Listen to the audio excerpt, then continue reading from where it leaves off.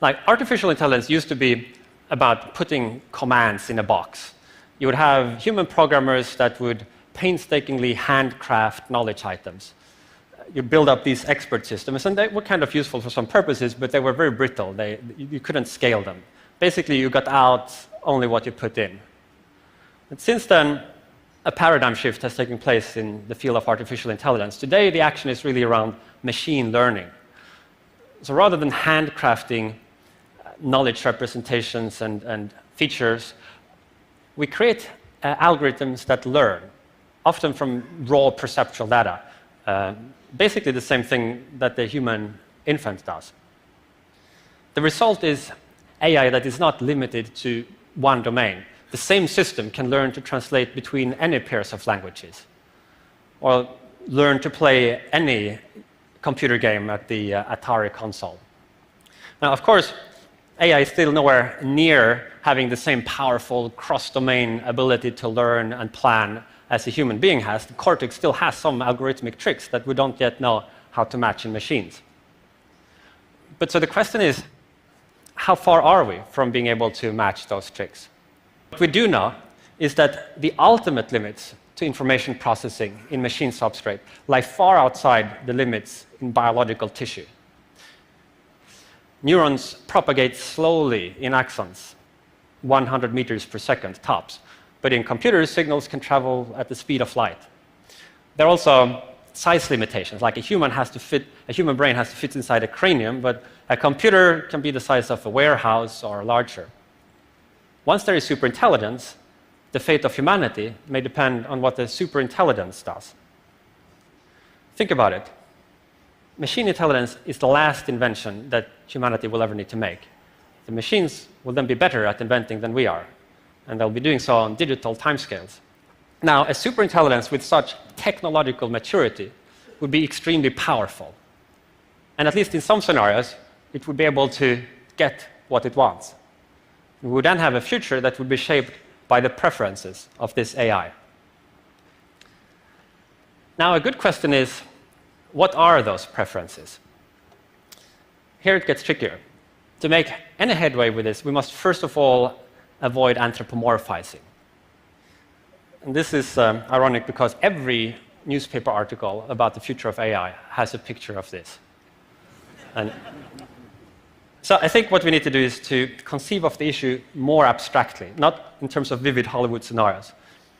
We need to think of intelligence as an optimization process, a process that steers the future into a particular set of configurations. A superintelligence is a really strong optimization process. It's extremely good at using available means to achieve a state in which its goal is realized. If you create a really powerful optimization process to maximize for objective X, you better make sure that your definition of X incorporates everything you care about. Now, you might say, well, like, if a computer starts sticking electrodes into people's faces, like, we just shut it off. A, this is not necessarily so easy to do if we've grown dependent on the system. Like, where is the off switch to the internet? B, why haven't the chimpanzees flicked the off switch to humanity? Or the Neanderthals? Like, they certainly had reasons. We have an off switch, for example, right here. The reason is that we are an intelligent adversary. We can anticipate threats and plan around them, but so could a superintelligent agent, and it would be much better at that than we are. We should not be confident in our ability to keep a superintelligent genie locked up in its bottle forever.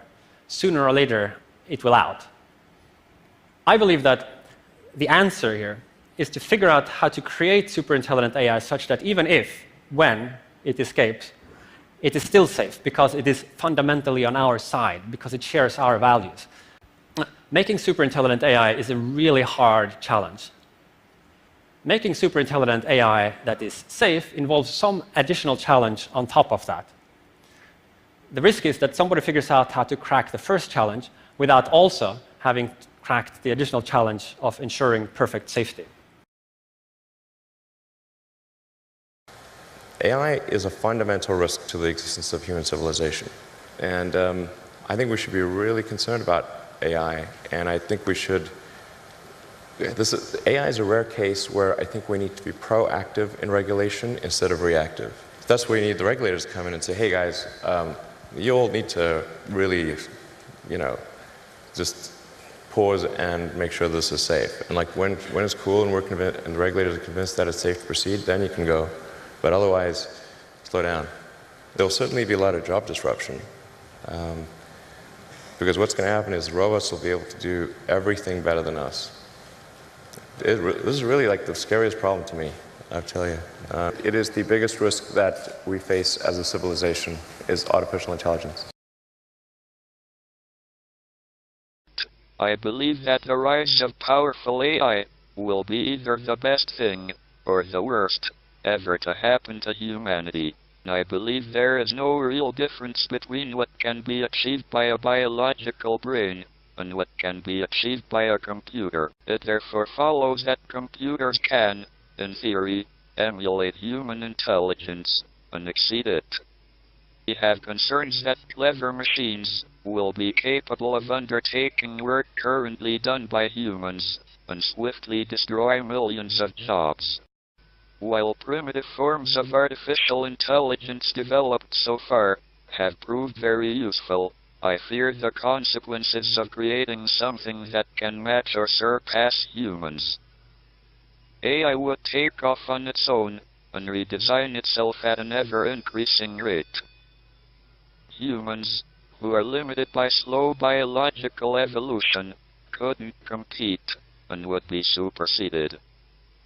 It will bring great disruption to our economy. And in the future, AI could develop a will of its own, a will that is in conflict with ours.